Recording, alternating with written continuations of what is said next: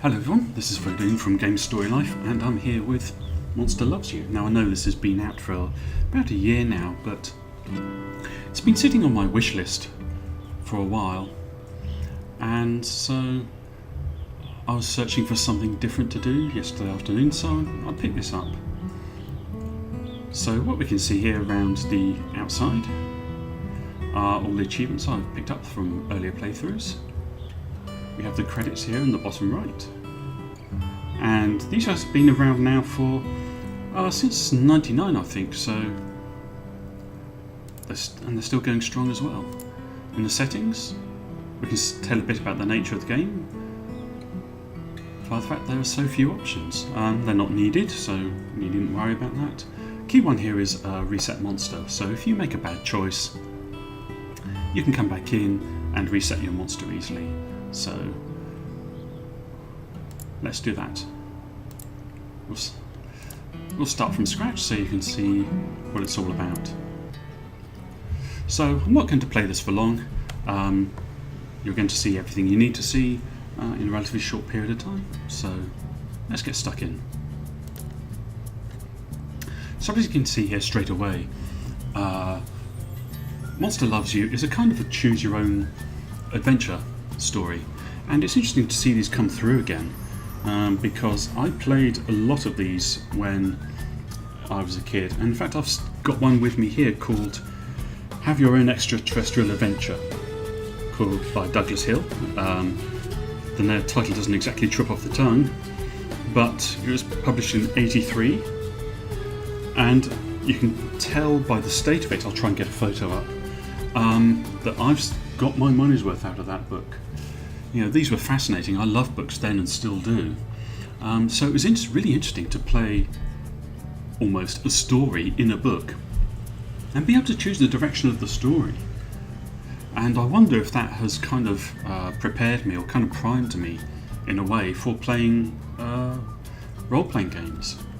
Now we take these kinds of choices for granted in games. So let's jump straight in. So as you can see here, we've got our first choice come up, and it really enables us to choose what our village is known for: actions and attitude, or words and thoughts. So I'm going to take words and thoughts. This is Game Story Life after all.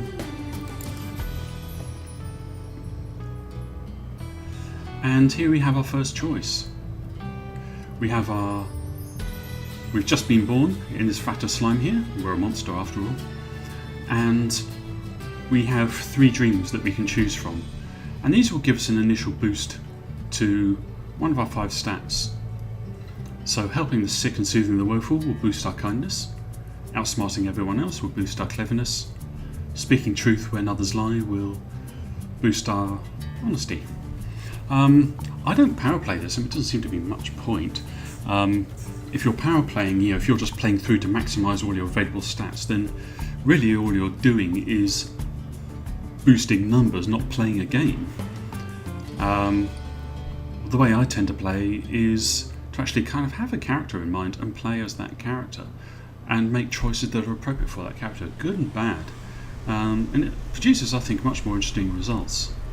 So I think I'm going to take outsmarting everyone else. As we see here, we get an immediate boost to our cleverness. So that's just a little starting boost to get us on our way. And this is the essence of how the game works. So the choices you make will give you a boost to one of your 5 stats, or they can also give you a penalty as well. So here we are with our first real choice. We're what's known as a morsel, swimming in a vat of slime. Dozens of others around us. So we better try to swim.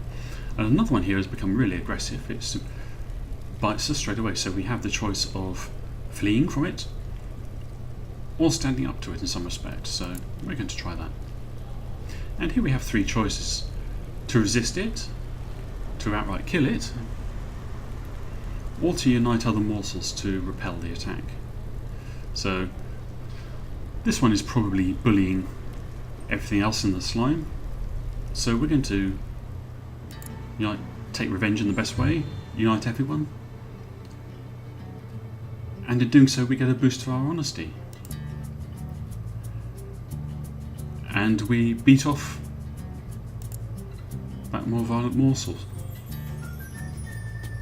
And we have another one here. One has come out too weak to swim properly and it's sinking towards the bottom of the spawning vat. And if it doesn't get help, then it's going to effectively dissolve. So we can either just say nothing to do with me, oh well, these things happen, or try and do something about it. So we can either get under the morsel and push it up, but we've got a boost to our cleverness. I like to think our monster's got a brain, so let's try and do something with that brain. So what we've hit upon here is the capability to prop the morsel up using debris in the tank. And so morsel's own body is dissolving, but by propping it up we're able to keep this one alive, and we're then able to protect it.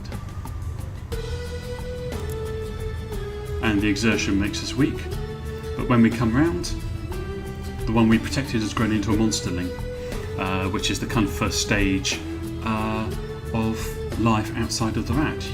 It's a kind of juvenile status. Hooray for brains.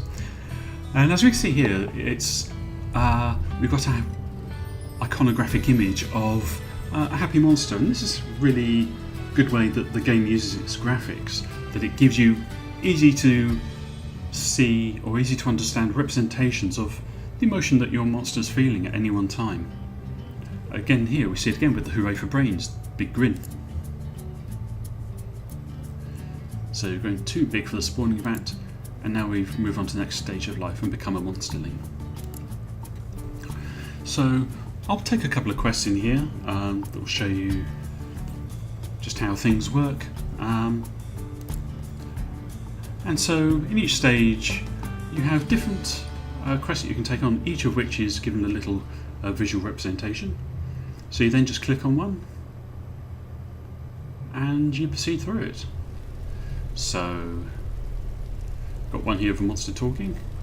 My monster is good at cleverness, so let's take this one. So Nash Nash, who's another monster, is very proud of a rock she's found. It's actually quite ordinary, so we have the opportunity here to tell her she can find better, slap the rock out of her claws because she's always been nasty to everyone else, and give her a taste of her own medicine, or she's dangerous, tell her white lie. But our monster is a bit on the clever side, so we'll just tell her she can find better. And Nash Nash doesn't like that, but she values, but it does give us a boost to honesty there. So we've been honest, but now of course it's forced us into a difficult position. So Nash Nash is tempted to smash us over the head with that rock that we didn't think much of. So we can either let it go or stand up to her with claws. So let's just let it go. She can have a rock. So let's take another one, and then we can think about wrapping this up. So what should we take? Let's take the pots. This is an interesting one. So we have 4 options here. We're playing with Nash Nash Blistery, and it knocks a jar to the ground and it breaks into 100 pieces, and Elder Marinus is in the vicinity. So we have the option here of either confessing, taking the blame for our friends, making good and repair it, or stay mum, nobody asked.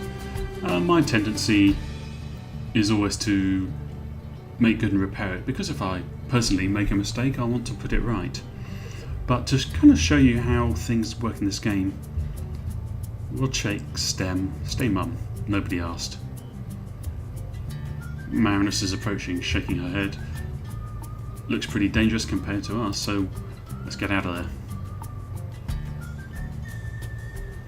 Elder Marinus roars, who broke my jar? but we'll keep hiding. So we get a -4 to honesty, and the big one here, bravery zeroed. And what that means is that our bravery has been reduced to 0. And this can happen in later stages of the game, that if you make a bad decision, one of your stats can get reduced to 0. So this really highlights that you live by your choices. And this is true in real life, and this is true certainly in this game. So you need to bear that in mind as you play, but don't power play it. I think that's a bad way of playing the game, as I said. What's kind of interesting is that, when I first played this game, I made choices that kind of reflected choices, or in the spirit of choices that I've made up to this point in my life, and it makes for interesting viewing, uncomfortable viewing at times, and it really shows. It can really show up at times the strengths and the weaknesses of the choices you can make in a life. Things that make you proud, or things that make you embarrassed. Your monster is just as capable as being socially embarrassed by its choices as we are. So it's quite interesting. And at £7, some people will dispute the value of this game, but last weekend now, I was really tempted to go and see the latest X-Men film, so I was looking around for tickets online, and here in central London I found a lot of tickets, just standard tickets, priced at £15. That's £15 for just over 2 hours of entertainment. I've played Monster Loves You for over 2 hours now, and it cost me £7. So I think that really puts paid to the kind of value for money argument. So on the downside, I would say that Monster Loves You could do with 1 or 2 more pieces of music. There's one that repeats a lot, but it is appropriate music for the game. The art style is good, it's clear, I think it's kind of rich, and it, as I've said, it kind of has these kind of iconic images, as we see here down with the stats, that really make it clear what's happening, so you're never in any doubt about the choices you're making, and how your monster feels about that. That's something at times that bigger games struggle with, so I think the developers really deserve some credit for that. So I was tempted to score this at 7 out of 10, but that feels mean-spirited, because the graphics, as I say, work well iconographically, and some of the writing is actually very good, and the way in which it's able to convey choices and decisions that you make through life and the possible outcomes is, I think, very good. So I'm going to give this 8 out of 10. I don't see it being a game that I'll be playing a lot in years to come, but it's given me good entertainment. I've enjoyed the way it's told a story, the way they presented the story of a life, which is not an easy thing to do, and the way they've made it so accessible. This is something that anyone of almost any age could play, and it's going to be good to return to this just every now and then when I want something of a different change of pace. If I'm had enough of something that's really intense, this is going to be a good change of pace game. So I'm going to smile every now and then when I see it on my Steam Games list. So I hope this has given you a good look at the game. It's still available on Steam, so you can pick it up really easily. If you like it, I hope you'll subscribe. You can check me out at GameStoryLife.com, where I'll have written reviews as well. So have a good day and take care.